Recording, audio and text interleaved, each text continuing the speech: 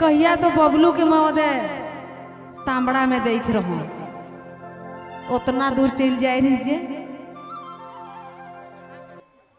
तो चला आज का रिलेटिव यात्रा के सफल बनाए है।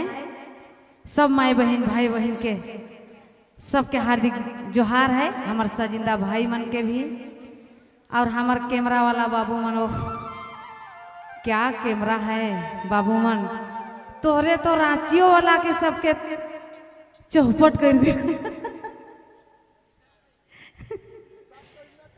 चला बहुत सुंदर है बच्चों, हम अपने मन से खुश रहीला, विशेष करके कैमरा वाला बाबू मन से। खसी खा है तब तो के ताकत होए चाहिए बढ़िया से।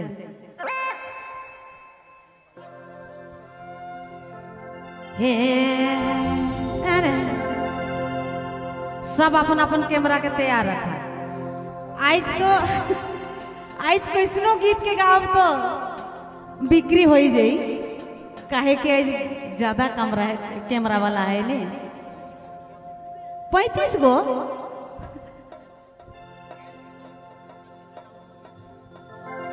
कल पूरा यूट्यूब में है गांव कर एकदम, लेकिन सब अपने अपने तुरंत डाल भाई जान ले। आज कैसनो गीत के गावी ला चला चलबे करी आज। हाँ अरे हे अरे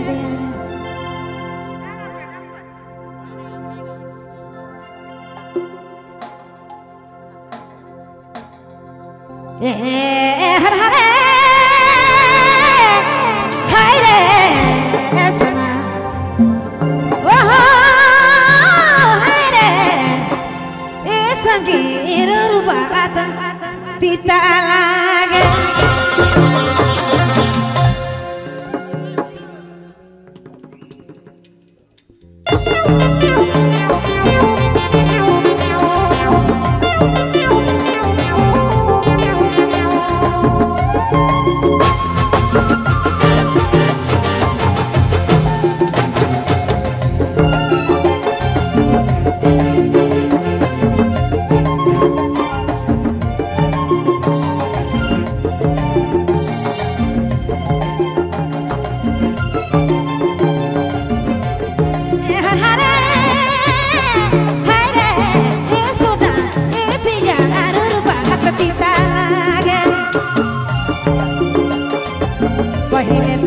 पहिले तो मीठा मीठा बोलाली, मीठा मीठा बोलाली, ररुबात तीता लागे, ररुबात तीता लागे, ए जोड़ी ररुबात तीता लागे।